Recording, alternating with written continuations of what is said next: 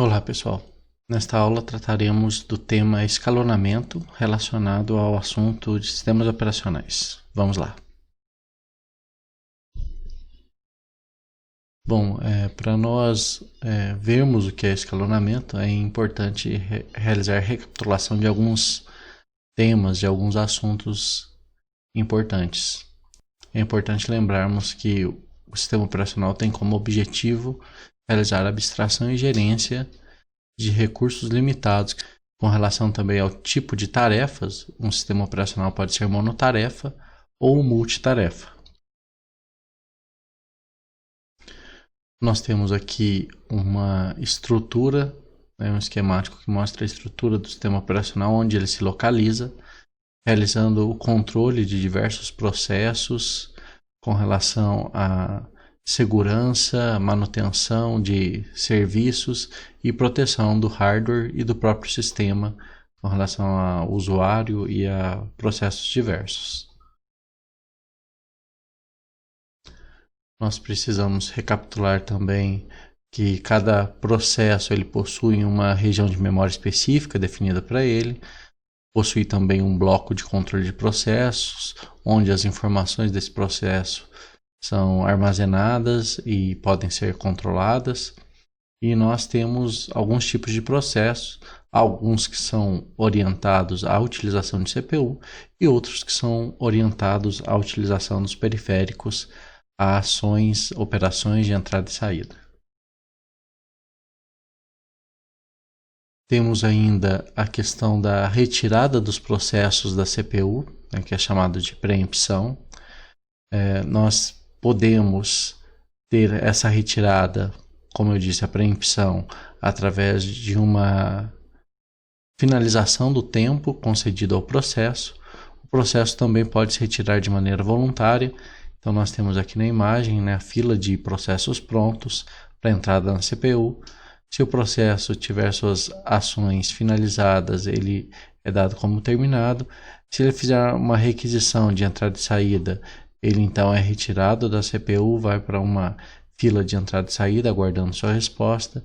Ele pode ter o seu tempo, sua parcela de tempo, chamada de quantum, finalizada, então ele volta para a fila de prontos, para que ele forneça a possibilidade de um outro processo utilizar a CPU. Ele pode ter criado um processo filho, então enquanto o processo filho executa, ele também deixa a CPU, e ele pode estar aguardando por uma interrupção. Nessas situações nós temos o despachante e o escalonador. Esses assuntos já foram vistos brevemente. O despachante é aquele que realiza todos os procedimentos relacionados à troca de contexto, à retirada de um processo da CPU, atualização das suas informações e a colocação de um novo processo. Enquanto o escalonador é um módulo que controla a mudança desses processos e a ordem em que eles serão executados. Então ele define a ordem da fila de prontos e qual será o próximo processo a ser executado. Relembrando desse conceito, troca de contexto, que também pode ser conhecido como chaveamento ou mudança de contexto, que é o processo de armazenamento e restauração do contexto do processo que sai da CPU e do novo processo que entra na CPU. Essa mudança de contexto, ela consome um tempo de CPU, porque durante essa mudança é preciso salvar as informações do processo que está deixando a CPU e também salvar seu bloco de controle de processos e atualizar as informações relacionadas ao processo que está entrando na CPU. Aqui nós temos uma figura que mostra o fluxo dessa troca de contexto. Temos o processo P0, o processo P1 é o próximo da fila, é o primeiro da fila, o próximo a executar, a utilizar a CPU. P0 está na CPU, ele está sendo executado, ocorre uma interrupção ou uma chamada de sistema por P0. Então o estado do bloco de controle de processos desse processo P0 é salvo, é carregado, são carregadas todas as informações do bloco de controle de processos de P1, ele é executado, pode vir a ocorrer uma interrupção ou chamada de sistema, uma interrupção de tempo, né? O quantum pode ter sido finalizado, e então o processo P1 salva todo o seu contexto do bloco de controle de processos, e o processo P0, né, imaginando que nós temos somente esses dois processos na fila, ele é recarregado e assim o processo segue. Despachante e o escalonador. O despachante, como nós já dissemos, de maneira breve, é o módulo que realiza o armazenamento e a recuperação dos contextos. Então ele é responsável por essa troca. Ele armazena e recupera o contexto, atualiza as informações no bloco de controle de processos, e ele é relativamente rápido. Ele é relativamente rápido quando comparado com o escalonador, que é o módulo que controla a mudança de estado dos processos, definindo o próximo processo a ser executado. E ele define a ordem da fila, pois escolhe a próxima tarefa a receber o processador. Essa parte é mais demorada do que o despachante. Quando um escalonador é chamado? Bom, o escalonador ele é utilizado, ele é chamado quando um novo processo é criado, e quando esse novo processo é criado, algumas perguntas devem ser feitas. Qual processo criou esse novo processo? Qual a prioridade, né, desse processo? E qual deve ser executado? O escalonador, como nós vamos ver, ele define essa ordem, quem será executado, pai ou filho, qual a prioridade desse processo criado, de que modo ele será alocado na fila. E o escalonador também é chamado quando um processo chega ao fim, e ao chegar ao fim um novo processo deve ser colocado no processador. Então, o escalonador que define qual é o próximo da fila e o encaminha ao processador. Quando o processo é bloqueado, o escalonador também é chamado. Ele pode ser bloqueado de maneira voluntária, né, uma chamada, uma dependência de entrada e saída, então ele precisa de uma resposta de algum dispositivo, então ele é bloqueado para aguardar essa resposta. Então, nesse caso, o escalonador também é executado. E existem algumas questões que nós veremos que os algoritmos eles abordam as questões de maneiras diferentes. Quando ocorre uma resposta de entrada e saída, o que o escalonador deve fazer? Executar o processo que estava esperando esse evento. Então, o dispositivo ele respondeu. Um processo bloqueado estava aguardando essa resposta. Ele deve ser o próximo a ser executado? O processador deve continuar executando o processo que já estava sendo executado, sem interrompê-lo? O processador deve executar um terceiro processo que não esteja relacionado a isso? Então, dependendo do método que nós venhamos a escolher, é o que o escalonador vai fazer.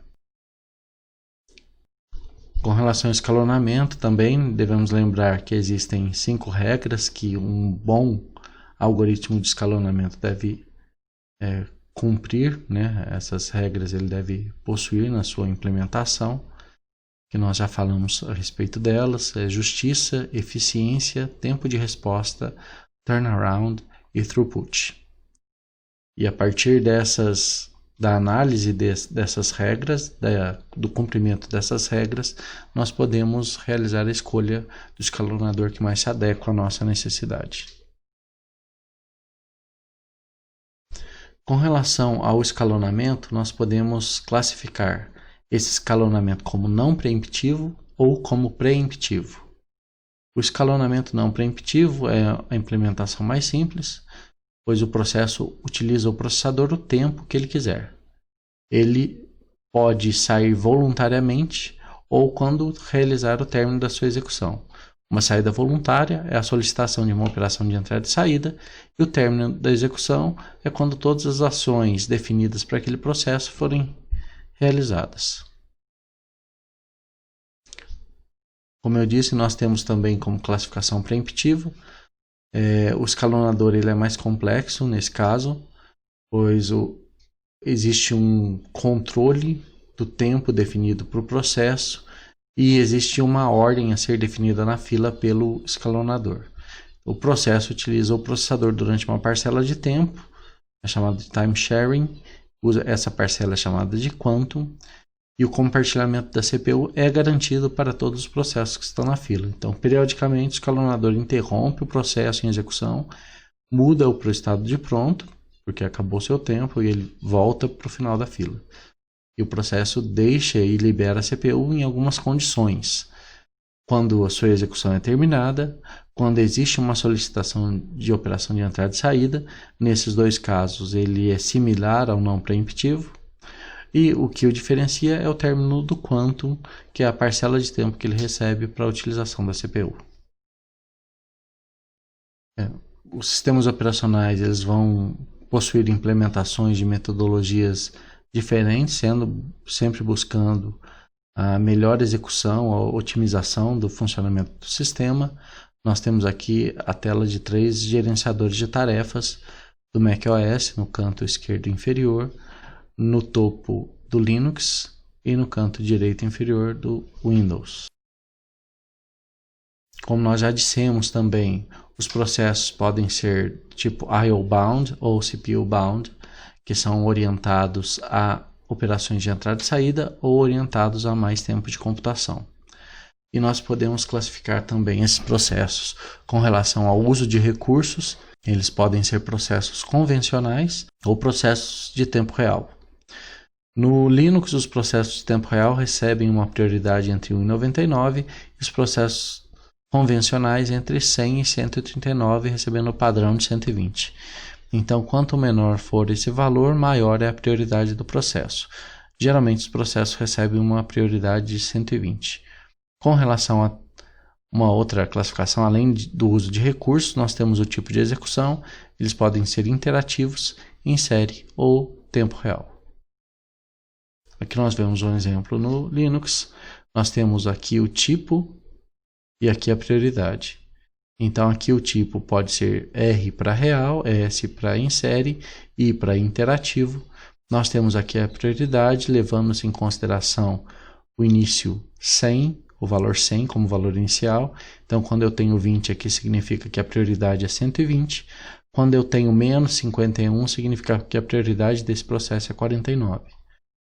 O comando nice, essa coluna nice, ela serve para tratar dessa prioridade, fornecendo maior prioridade ou menor prioridade a esses processos.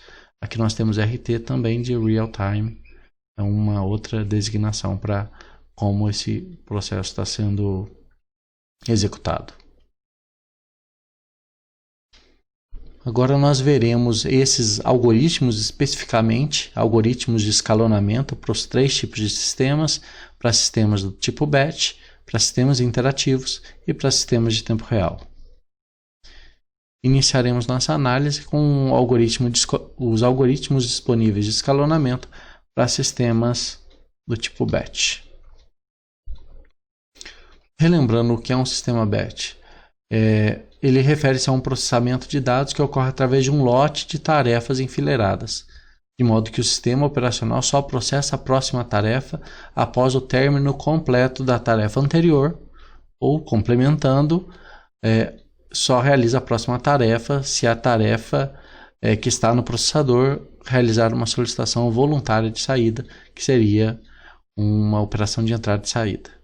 Então nós temos relacionados a esses tipos de algoritmos que estão relacionados ao tempo de tarefa, de job, o FCFS, SJF, baseado em prioridades, e o SRTN.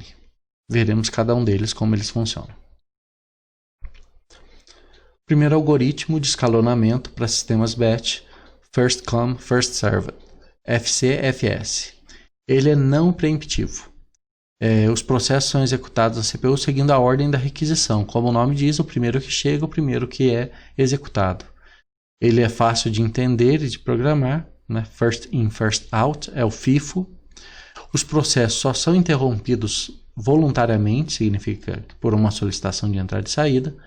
A desvantagem é que ele é ineficiente quando há processos que demoram muito na sua execução. Isso acarreta em um turnaround time muito grande para os outros processos que estão na fila. Nós temos aqui uma exemplificação. Nós temos a fila de prontos com diversos processos. processo rodando, ele é executado no processador até que seja completado, ou ele permite que outro processo entre caso ele realize uma requisição de entrada e saída. Caso realize essa requisição, ele vai para fila aguardar essa entrada e saída, e ao final a fila de I/O, e ao final ele entra novamente na fila de prontos para aguardar a sua chance de ser executado. Nós temos aqui um exemplo de FCFS, onde nós temos nessa tabela 4 processos de P0 a P3, o tempo de chegada desse processo, o tempo de execução necessário para o processo e o tempo em que o processo teve acesso ao processador. Então nós temos aqui P0 é o primeiro que chega, depois P1, depois dele P2, por último P3. Eles têm tempos de execução diferentes. Ao chegar P0, ele começa a ser executado. P0 chega no tempo 0, então nessa posição P0 chega. Depois de um tempo chega P1, depois de um tempo chega P2, depois de um tempo chega P3. P0 será executado, vamos imaginar que nessa condição todos eles são orientados à computação, então eles não solicitam nenhuma operação de entrada e saída, então eles serão executados até a sua finalização. Então P0 chegou no tempo 0, ele precisa de um tempo igual a 5 para ser executado, então ele fica no processador durante todo esse período. Ao finalizar seu processamento, ele deixa o processador. E esse algoritmo, como ele funciona? É o primeiro que chega, o primeiro que é servido. Então o próximo processo por ordem de chegada é o P1. Então ele começa a ser executado no instante 5. P1 chegou no instante 1. Então do instante 1 ao instante 5, ele ficou parado na fila. Quando ele foi servido, quando ele começou a ser executado, no instante 5, ele precisa de 3 unidades de tempo. Então ele é executado do instante 5 ao instante 8. No instante 8, ele deixa o processador. O próximo a ser servido é P2. P2, só para nós lembrarmos aqui, ele chegou no momento 1, foi servido no momento 5 e tem 3 períodos de tempo, né? 3 unidades de tempo para ser executado. Então ele deixa no instante 8. P2, ele começa a ser atendido no instante 8, mas ele chegou no instante 2. Então, enquanto P1 sofreu uma parcela de 4 intervalos de tempo de espera, né? Ele foi atendido no instante 5, chegou no instante 1. P2 foi atendido no instante 8, como chegou no instante 2, então ele tem um tempo de fila igual a 6. A partir do instante 8, ele tem um consumo de 8 unidades de tempo. Então, do instante 8 ao instante 16, P2 é executado. Quando ele finaliza sua execução, então ele permite que P3 seja executado. P3 chegou na fila no instante 3 e conseguiu ter acesso ao processador somente no instante 16. Então ele ficou durante 13 unidades de tempo aguardando na fila. A partir desse momento, do 16, ele consome 6 unidades de tempo, então do 16 ao 22 ele foi executado. Então assim que nós analisamos o tempo consumido por cada um. Bom, a partir daí nós podemos analisar o tempo médio para cada um deles. Nós temos P0, chegou no tempo 0 e não aguardou nada para ser executado. P1 chegou no tempo 1, só foi atendido no tempo 5, então tem um tempo de espera igual a 4. P2 chegou no tempo 2, só foi atendido no tempo 8, então tem uma espera de 6. P3 chegou no tempo 3, foi atendido no tempo 16, então ele tem uma espera de 13. Qual o tempo médio de espera? Então nós vamos somar esses valores, 0, 4, 6 e 13, dividir pelo número de processos, fazer essa média. a média é igual a 5,75. Então, esse é o valor do turnaround time. É o tempo médio de espera de um processo na fila, 5,75. O turnaround time, só reforçando esse conceito, é o tempo que o sistema operacional gasta para organizar os processos entre si. Requisitar os recursos, criar o lote de execução, decidir qual processo vai ser executado. Em resumo, ele é o tempo total contado desde a submissão do processo até sua conclusão e leva em consideração o tempo de espera. Por isso é importante nós analisarmos esse tempo, porque ele vai com certeza impactar na resposta, no tempo de resposta total daquele que requisitou o serviço. Nós não podemos ignorar esse tempo de espera. Vamos ver então o próximo método, que é o SJF, Shortest Job First, ou SJN, Shortest Job Next, e para sistemas batch. Ele também é não preemptivo. A metodologia que ele usa é que o menor processo da lista é executado primeiro. Ele deve prever o tempo de execução do processo. Então, se o processo for somente orientado à CPU, é mais simples realizar essa previsão. Se ele possuir algum tipo de processo de operação de entrada e saída, isso já se torna muito complexo.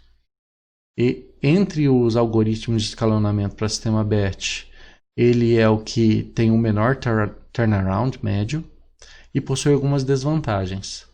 Todos os jobs precisam ser conhecidos de antemão. Por que eles precisam ser conhecidos? Para que esse algoritmo funcione, eu tenho que conhecer o tempo de execução do processo ou realizar uma previsão. Se eu não conheço, então esse algoritmo é muito difícil implementá-lo. Se muitos jobs curtos começarem a chegar, os mais longos, eles vão demorar a ser executados e podem sofrer inanição. Então, sempre o menor é executado. Se muitos processos com curtos tempos de execução chegam, os processos mais longos vão sendo deixados para trás e podem sofrer inanição. Então, nós temos aqui um exemplo. Nós temos novamente 4 processos, o tempo de chegada de cada um deles, tempo de execução e o tempo em que eles são servidos. Vamos lá. P0 chega no instante 0, então nós temos P0 aqui, instante 0. No instante 1, chega P1. No instante 2, chega P2. E no instante 3, chega P3. Então, tem aqui P1, P2 e P3 chegando nesses instantes. Após a execução de P0, nós temos, como ele consome 5 unidades de tempo, aqui eu tenho tempo igual a 5. Aqui esse algoritmo vai realizar uma análise entre todos os processos que estão na fila. Eu tenho na minha fila P1, P2 e P3. Qual é a métrica desse método? Ele vai executar os menores primeiro. Então, eu tenho os tempos de execução aqui, 3, 8 e 6, e ele vai realizar um arranjo entre eles. Qual é o menor processo, ou o processo que possui o menor tempo previsto para ser executado? É o processo 1. Então, o próximo processo a ser executado é P1. Ele tem um tempo igual a 3, então ele vai ser executado 5 mais 3 até o instante 8. Nenhum outro processo chega, então a próxima avaliação é entre P2 e P3. P3 possui um tempo menor do que P2. Então P3 será executado primeiro. Ele consome um tempo de 6, então 8 mais 6, aqui eu tenho 14. E nesse momento, nesse instante, não existe mais ninguém na fila, somente P2. P2 será executado. Eu tenho 14 mais 8, 22. Ok? Então eu tenho assim, tendo no instante 5 a minha fila, pois todos os processos já chegaram nesse instante. O que o algoritmo faz é analisar aquele que possui o menor tempo. mudando assim essa ordem. E quanto tempo o P0 ficou aguardando? Ele chegou no momento 0, foi servido no momento 0, não esperou nada. P1 chegou no momento 1, foi atendido no momento 5, então ele esperou 4 unidades de tempo. P3, ele chegou no momento 3, foi atendido no momento 8, então ele esperou 5 unidades de tempo. E P2? P2 chegou no instante 2, foi atendido no instante 14, então ele esperou 12 unidades de tempo. Então nós temos aqui a nossa análise. P0 não esperou nada, P1 esperou 4 unidades, P2 esperou 12, P3 esperou 5, o tempo médio 0 mais 4 mais 12 mais 5, dividido por 4, 5,25. Vejam que no modelo anterior nós tínhamos um tempo de espera médio de 5,75 e usando essa nova metodologia nós temos um tempo médio de espera de 5,25. Um outro exemplo que nós temos aqui, 4 processos, todos eles chegaram no mesmo instante, tem um tempo de execução, burst time, aqui representado. Nós temos aqui já a tabela com o tempo em que eles completaram as suas atividades, o consumo turnaround e o tempo de espera. Vamos então analisar o que acontece. Nós temos a chegada desses processos no tempo 0. Ao chegar, o algoritmo analisa o tempo de consumo de CPU de cada um deles e nós vemos que o menor tempo é o de P4, depois nós temos o tempo de P1, depois o tempo de P3 e por último o tempo de P2. Então o primeiro a ser executado é P4. P4 ele consome um tempo de 3. Então, a partir desse momento, P1 é executado. P1 consome um tempo igual a 6. Então, nós temos aqui 9. Depois, quem é executado é P3, que consome um tempo de 7. Então, nós temos aqui 16. E, por último, nós temos P2, que consome um tempo de 8. E aqui nós temos então 24. Desse modo, P4 não esperou nada. P1 esperou 3. P3 esperou 9. E P2 esperou 16 intervalos de tempo. Como está representado aqui.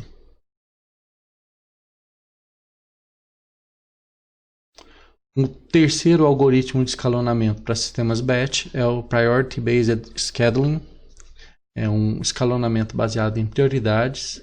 Ele não é preemptivo também. Cada processo recebe um nível de prioridade.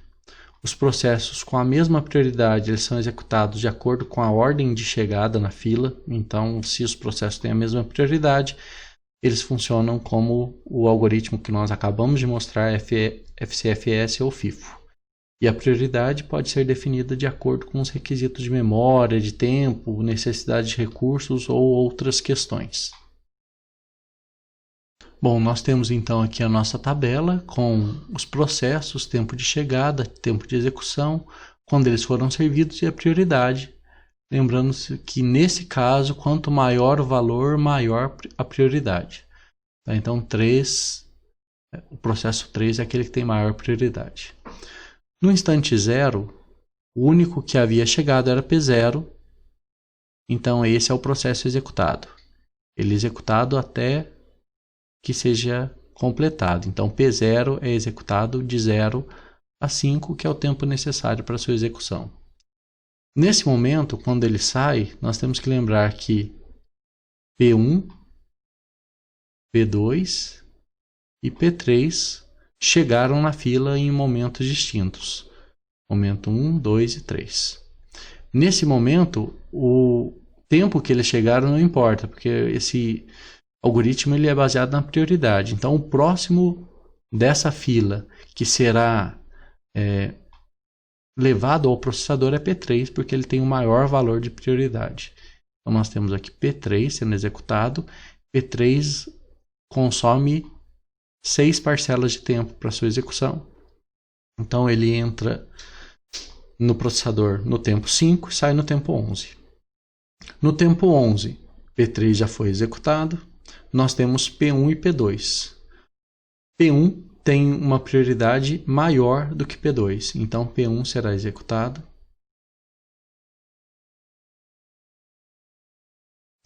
P1 consome 3 unidades de tempo, então nós vamos de 11 a 14.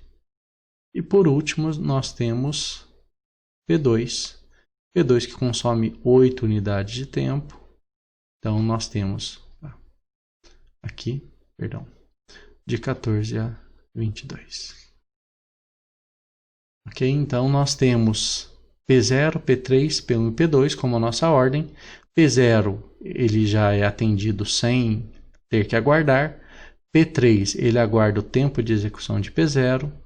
P1 ele aguarda o tempo de execução de P0 e P3. P2 aguarda o tempo de execução de todos os outros. E aí, como nós podemos ver, como nós fizemos, essa diferença de tempo.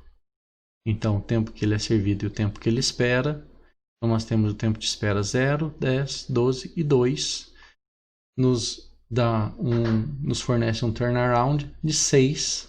Então, nós temos um turnaround menor para esse algoritmo, mas lembrem-se que esse tempo médio de espera está diretamente relacionado à prioridade que foi concedida nesse cenário que nós vimos e ao tempo que eles foram entregues, que eles entraram na fila de prontos. Então, se não fosse por esses dois valores também, esse turnaround poderia ser bem diferente. Nosso próximo algoritmo de escalonamento para sistemas batch é o Shortest Remaining Time Next, SRTN. Ele é dentro desses algoritmos apresentados, ele é o único preemptivo. Ele utiliza uma parcela de tempo, um quantum, para que o processo utilize o processador, a CPU. Ele pode ser considerado uma versão preemptiva do SJF, né? E os processos com menor tempo restante são executados primeiro. Nós temos então aqui uma nova tabela, onde temos os nossos 6 processos, tempo de chegada de cada um deles, tempo necessário para a execução, tempo onde eles completam sua execução, o turnaround e o tempo de espera. Nesse caso, nós estamos utilizando um quantum igual a 1. Então, vejamos como funciona a implementação desse algoritmo aqui. No tempo 0, o único processo disponível era P1. Então, o que acontece é que P1 é executado durante esse tempo. Nesse momento, P1 é retirado do processador, volta para o final da fila e P2 já estava presente, ele chega no momento em que P1 é retirado, então P2 é aqui executado. Nesse instante, P2 é retirado e o que nós temos na fila? Nós temos P1 e P3. Neste caso, lembre-se, P1 já utilizou um tempo de fila, então ele tem 6. P2 utilizou um tempo de fila também, ele tem 4 restantes. Nesse momento na fila, quando P3 chega, nós temos 6, 4 e 3. Então P3 tem prioridade. Então P3 é executado. Então P3 agora precisa somente de 2 intervalos. No instante 3, nós temos P4, P3, P2 e P1, sendo que P4 precisa da menor parcela de tempo. Então P4 é executado e finalizado. No instante 4, nós temos P5, P3, P2 e P1 na fila. Neste instante, nós temos P5 e P3 com a mesma parcela de tempo restante. Então, como eles têm a mesma parcela, quem entra é quem está mais tempo na fila, que é P3. Então, P3 agora vai para 1. Nós temos no instante 5 a chegada de P6, também com tempo restante 1. Na verdade, aqui é 0 já. Então, nós temos P6 e P3 com 1. Quem está mais tempo na fila? P3. Então, P3 vem aqui e finaliza. Lembrando aqui, ó, ele finaliza no tempo 6. P4 finaliza no tempo 4, como nós vimos aqui.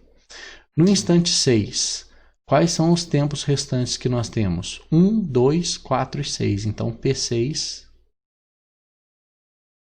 vem aqui e já finaliza, porque ele precisa somente de um instante de tempo, finaliza no tempo 7. No tempo 7, nós temos P5, P2 e P1, que agora P5 é o que tem a menor parcela de tempo, então nós já podemos saber que P5 vai consumir os 2 próximos instantes, até 9. Depois nós temos P2 consumindo os próximos instantes, então ele vai até 13. E por último, nós temos P1 consumindo várias parcelas, né? Aqui nós temos 10, 11, 12, 13. E P1 consumindo o restante, então faltam 6 até o 19. Ok? Então esse é o modo como o SRTN funciona. Bom, vantagens desse método. Ele aumenta a vazão com a execução de maior número de processos em menos tempo. Os processos que possuem bursts, essas rajadas, esse tempo de execução, tempos mais curtos, são finalizados mais rapidamente. Desvantagens. Não é possível prever o tempo exato de execução de todos os processos. Como eu disse anteriormente, se o processo trabalha baseado em utilização em operações de CPU, é mais fácil realizar essa previsão. Se ele é executado baseado em operações de entrada e saída, essa previsão já é muito complexa. Processos longos terão sua execução postergada, criando assim a possibilidade de inanição, como nós podemos ver com relação ao processo 1. O primeiro a chegar começou a ser executado, mas no final ele foi o último a ter acesso à CPU e poder realizar todas as suas ações finais. Bom, pessoal, com relação a algoritmos baseados em sistemas batch, é isso que nós temos para ver inicialmente. O complemento desse assunto está no capítulo 2 do Tannenbaum, no capítulo 8 do Deitel. Esses 2 livros que fazem parte da nossa bibliografia estão disponíveis na biblioteca virtual. Caso tenham alguma dúvida, eu estou à disposição para auxiliá-los e no momento é só. Obrigado, um abraço.